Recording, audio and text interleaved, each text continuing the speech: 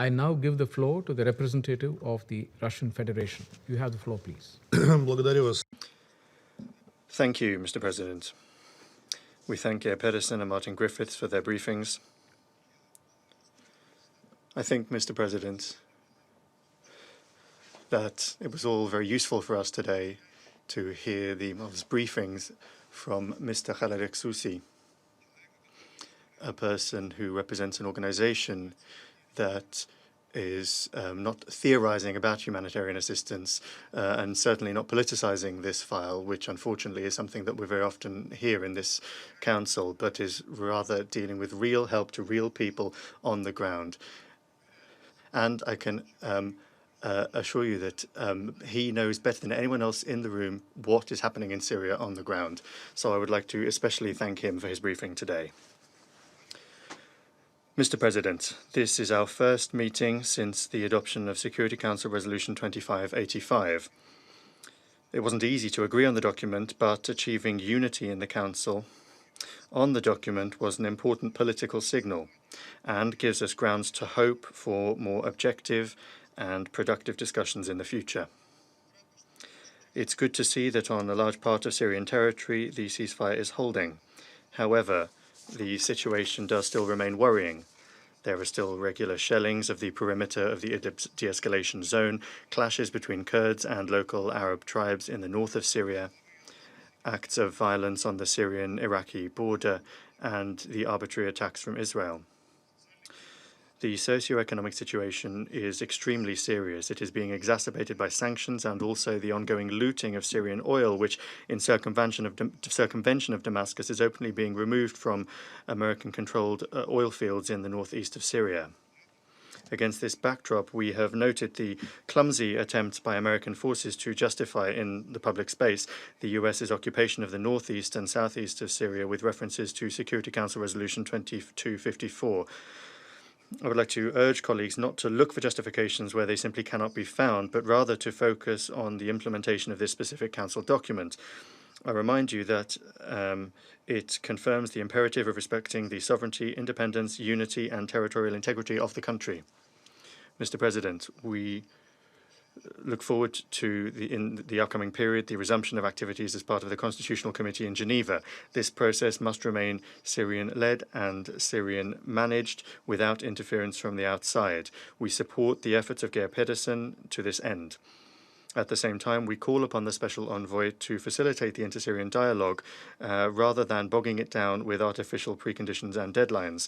We expect that the Special Envoy will focus on convening the 6th session of the committee and will not get distracted by situations that sometimes are intentionally whipped up. There needs to be an objective assessment of the state of affairs in different regions of Syria. For example, the situation in Deraa. Here, we must not slide into a one-sided criticism of the government of the Syrian Arab Republic, which has every right to monitor the upholding of the law on its own sovereign territory. Deraa al-Balad is now essentially shut down by bandits, and there are problems with humanitarian access. Radical elements are using people as human shields. For our part, we are undertaking every effort to improve the situation in Deraa, although the local armed groups are not complying with the ceasefire agreement that was achieved on the 14th of August with the assistance of Russian forces. Under that agreement, all of those who wished to do so were given an opportunity to leave the province without hindrance. Service personnel from the Russian Center for the Reconciliation of the Opposing Sides are providing assistance to the civilian population and providing food. Our medics are also working there. Mr. President, moving on to the humanitarian side of things, I would note that, taking into account the adoption of Resolution 2585, the UN does have a mandate to relaunch the entire humanitarian response system in Syria. Distinguished Martin, this is not an easy test for you, but the transformation of assistance in Syria and to Syria and impartiality of OCHA will condition a great many things, including how the Council deals with this test of its unity and its effectiveness. Firstly, we will expect information about the long-awaited breakthrough in establishing sustainable deliveries across the contact line to Idlib. We hope that all of those in this room will understand the harm that will be done to the image of the entire humanitarian response system by delays in this area.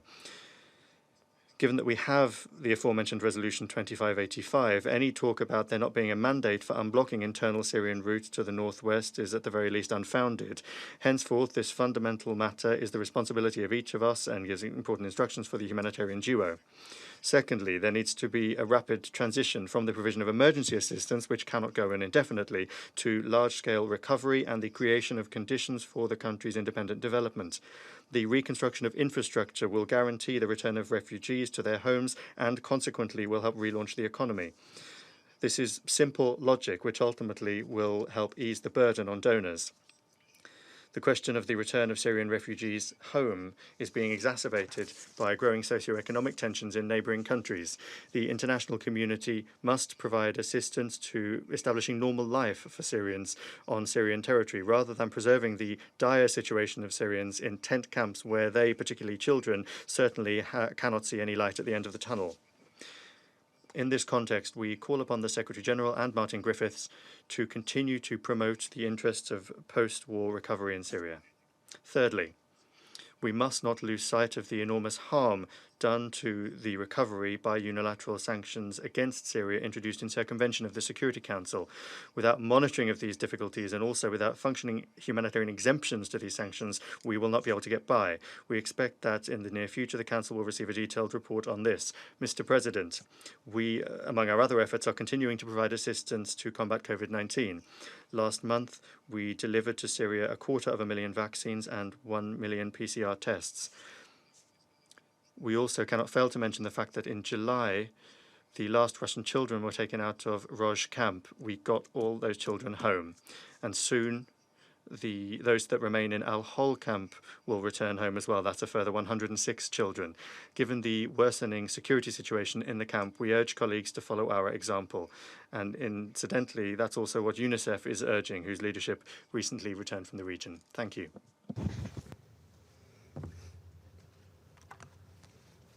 I thank the representative of the Russian Federation for his remarks.